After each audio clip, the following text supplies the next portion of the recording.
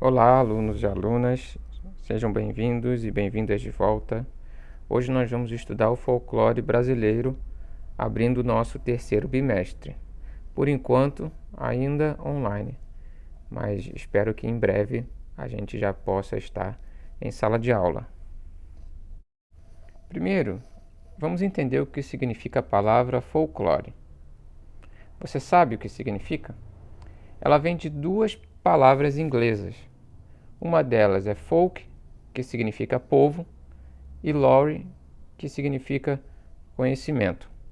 Ou seja, o folclore é o conhecimento, é todo esse conjunto de conhecimento que um povo vai criar. Agora que vimos o que significa folclore, vamos estudar um de seus personagens, o Saci Pererê. Lembrando que o folclore ele estuda os mitos, as lendas. O Saci Pererê é um dos personagens mais famosos do nosso folclore. Ele também é conhecido como Saci. É normalmente um menininho muito bagunceiro, travesso. Ele fuma um cachimbo e sempre está usando um capuz vermelho. E esse capuz dá a ele poderes mágicos. E uma característica também que é notada é que ele só tem uma perna. Então, para se movimentar, ele precisa pular, está sempre pulando. O Saci Pererê, ele é um personagem que gosta de se divertir, fazendo brincadeiras com os animais e com as pessoas.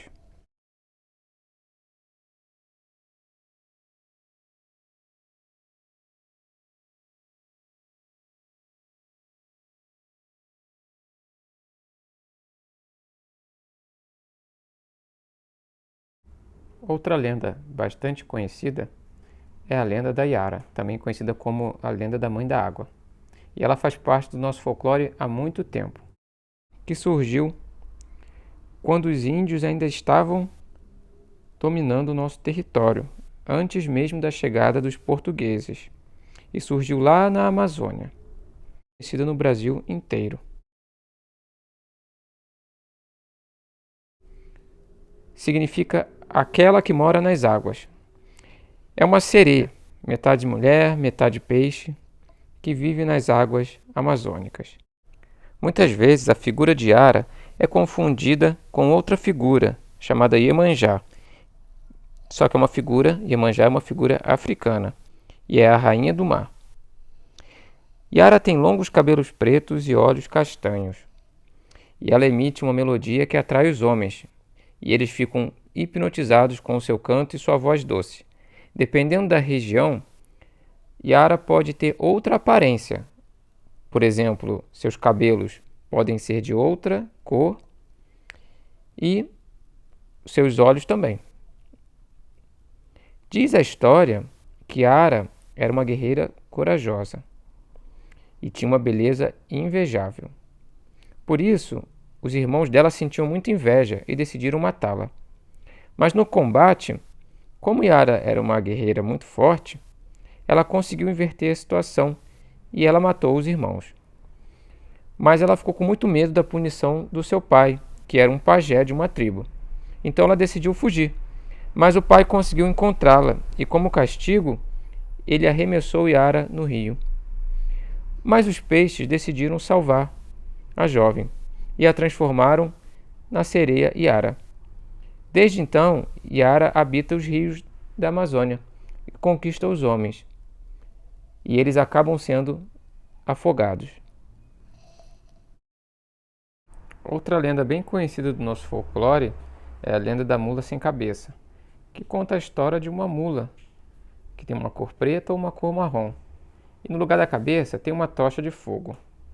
A mula possui ferraduras de aço ou prata e relincha tão alto que se ouve a muitos metros de distância.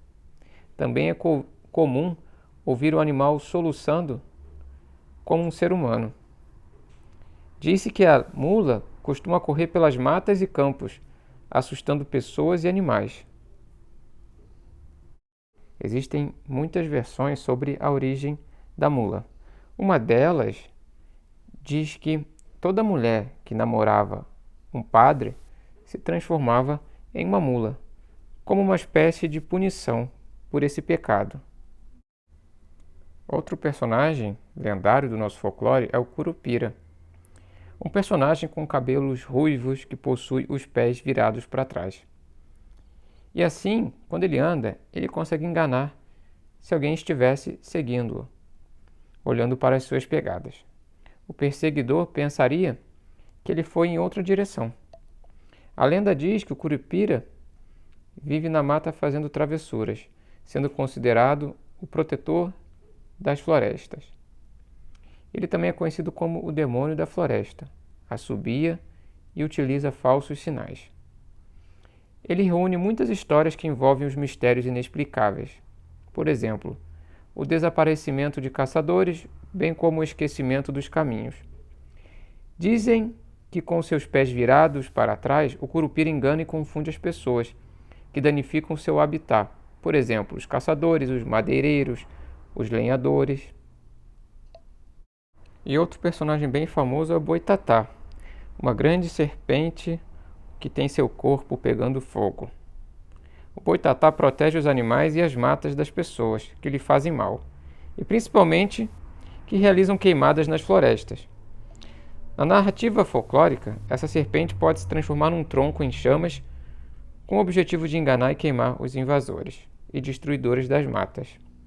Acredita-se que a pessoa que olhar o Boitatá torna-se cega e louca. A lenda do Boitatá é de origem indígena, e a palavra Boitatá, na língua tupi-guarani, significa cobra de fogo. Cobra é boi e de fogo é tatá. Apesar de ter vindo de uma língua indígena, a lenda do Boitatá já se encontra em textos antigos dos portugueses. Como é a última semana que estamos fazendo atividades online, nós não iremos usar o Google Forms dessa vez. Responda tudo no seu caderno de artes, a começar por essa atividade, a atividade 1.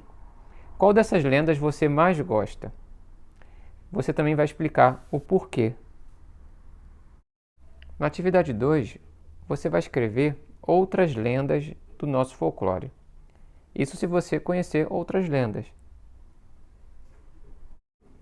E na atividade 3, você vai escolher uma das lendas e vai fazer um desenho. Também vai pintá-lo. Nos vemos na semana que vem. Até mais, turma.